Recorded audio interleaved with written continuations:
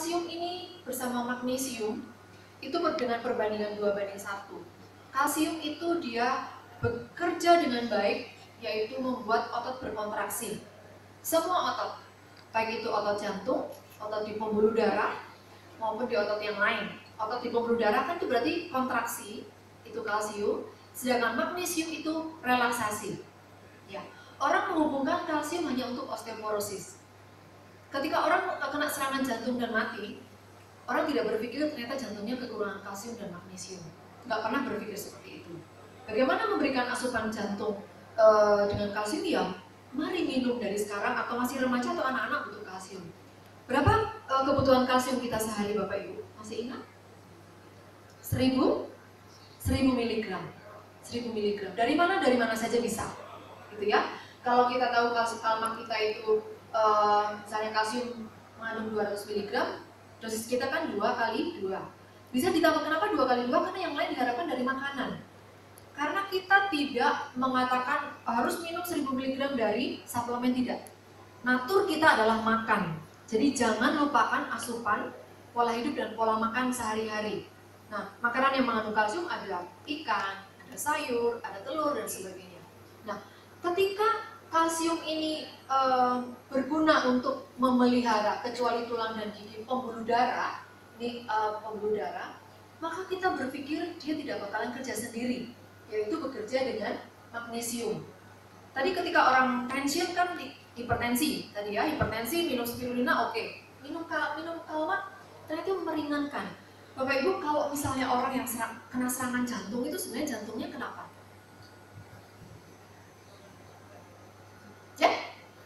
Jantungnya kenapa? Tugas jantung apa Bapak Ibu? Pompa darah. Mompa. Kalau berhenti jantung berarti dia? Berhenti mompa. Berhenti mompa. Mompa itu ada kontraksi, ada relaksasi. Betul ya Bu? Bapak? Setuju ya? Ada kontraksi, ada relaksasi. Kalau orang yang jantungnya berhenti, yang terjadi apa? Kontraksi nggak relaksasi, atau relaksasi terus? Dua-duanya bisa ya. Dua-duanya bisa. Jadi ketika tidak ada keseimbangan antara kalsium dan magnesium, maka yang terjadi adalah jantung tidak bekerja dengan optimal. Sehingga kalsium dikatakan dia memelihara beat atau denyut jantung. Jadi kedua hal ini, kalsium dan magnesium adalah sebuah paduan yang baik, yang harus kita perhatikan, yang kadang orang tidak berpikir. Kemarin ada yang bertanya, terus magnesium berasal dari mana? Banyak sekali, dari buah-buahan dan sebagainya. Buah-buahan, sayur-sayuran, di sana ada magnesium.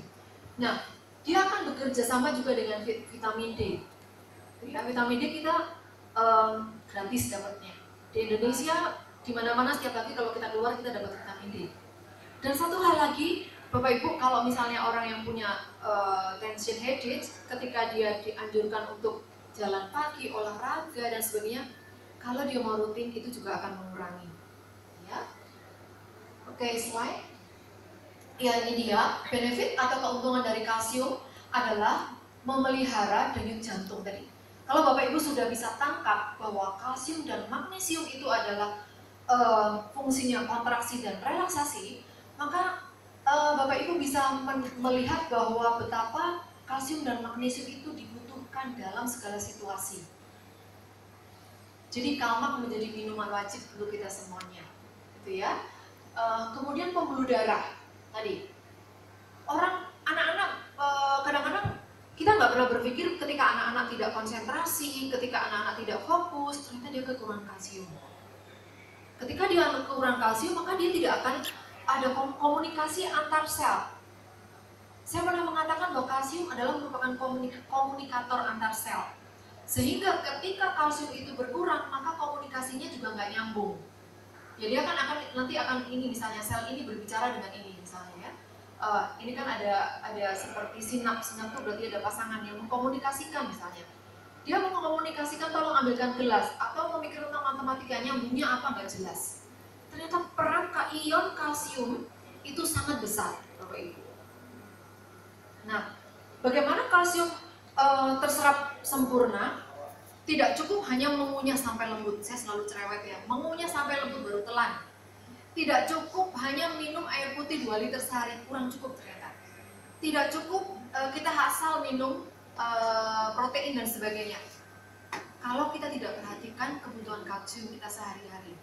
Nah, solusi Kalmak ini sangat bagus karena memang sudah menyediakan pasangan yang serasi. Kalsium 2 perbandingannya kalsium 2 magnesium 1. Seperti itu ya. Kemudian jelas untuk osteoporosis ini dia adalah merupakan 99% itu ada di tulang dan gigi, sedangkan 1% itu ada di proses metabolisme. Baik itu pembekuan darah, baik itu beat atau denyut jantung, baik itu komunikasi di dalam syaraf di otak maupun di dalam pembuluh darah. Ya. Di dalam pembuluh darah ini juga komunikasinya juga sangat erat ya. Misalnya ini kan kayak selongsongan Bapak Ibu ya. Ini adalah gambaran dari pembuluh darah yang ini ada gambaran ototnya. Ya, sedangkan ini ototnya nggak ada. Inilah pembuluh darah jantung kita. Kalau jantung di sini atau pembuluh darah ini rapat, maka otot yang di sini tidak bisa mendapatkan tenaga. Sehingga itu yang menyebabkan otot itu berhenti berdetak, berhenti kontraksi maksud saya. Karena tidak mendapatkan asupan makanan, oksigen dan kalsium itu sendiri. Ya. Jadi kalsium itu sangat bermanfaat dan sangat baik. Tema yang diangkat kemarin adalah kalsium dan obesitas. Saya agak melenceng sedikit, tetapi karena ini masih fresh saya harus ngomong. Nah, apa hubungannya kalsium dengan obesitas? Orang-orang yang kekurangan kalsium bisa obesitas. Di mana nyambungnya? Nyambungnya adalah ketika kalsium yang masuk ke dalam tubuh itu turun, ada enzim yang namanya enzim sintetase, dia akan meningkat. Apa kerja enzim sintetase? Enzim ini mengubah kalori menjadi lemak. Saya ulang lagi ya. Ketika asupan kalsium di dalam tubuh kurang atau turun, enzim sintetase naik. Tugas enzim sintetase adalah mengubah kalori menjadi lemak. Bayangkan, kalau kalsiumnya tidak mencukupi, maka enzim sintetase akan bekerja terus. Kalorinya akan diubah menjadi lemak terus. Seperti itu. Karena apa? Karena sel-sel tidak aktif. Karena sel-sel tidak bisa saling bicara, jadi mereka males. Tapi ketika kalsium masuk, semuanya jadi aktif.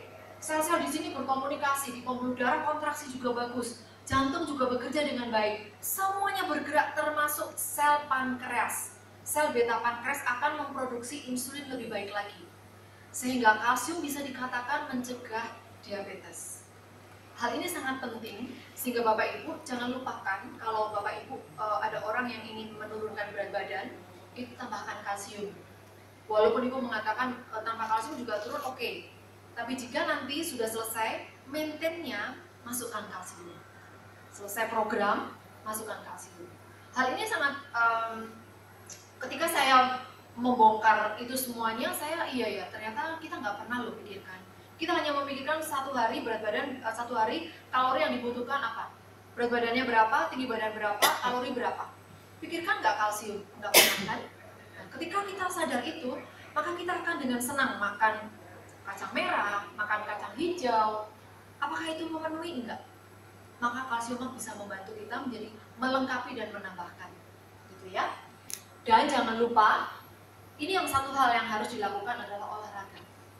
Olahraga adalah merupakan suatu mekanisme tubuh di mana akan membuat komunikasi antar sel juga lebih efektif.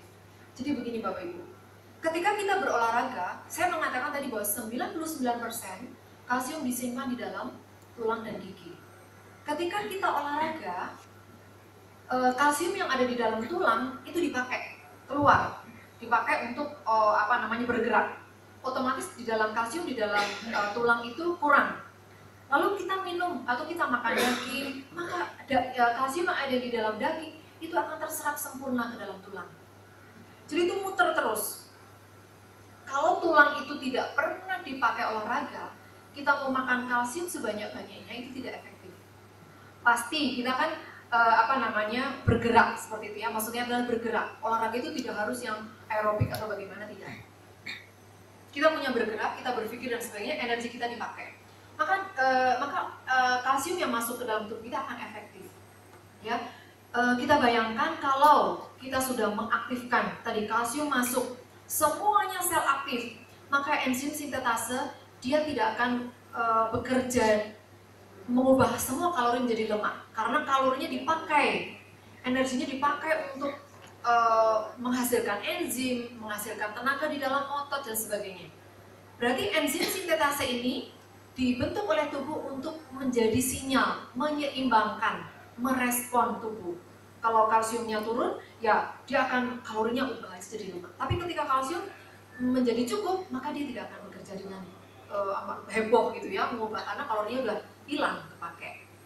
Sampai di sini Bapak Ibu paham ya?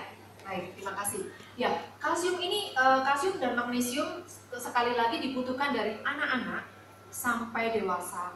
Atau kalau dosis remaja atau pemuda itu 1000 mg. Kalau untuk orang hamil biasanya lebih. Tetapi tetap saya selalu sarankan bahwa makan sayur dan sebagainya itu juga tetap. Jangan membuat kita males, bukan mengganti, bukan Bapak Ibu ya. Kalau misalnya aku udah minum kalsium jadi aku nggak perlulah makan daging misalnya, tidak begitu. Tapi justru itu melengkapi dan mengoptimalkan. Slide. Ya, kemudian noni. Apa hubungannya noni dan heritage? Siapa yang Rilekskan. Ya. Merilekskan. Yes, merilekskan. Membuka pembuluh darah. Noni ini ada NO-nya.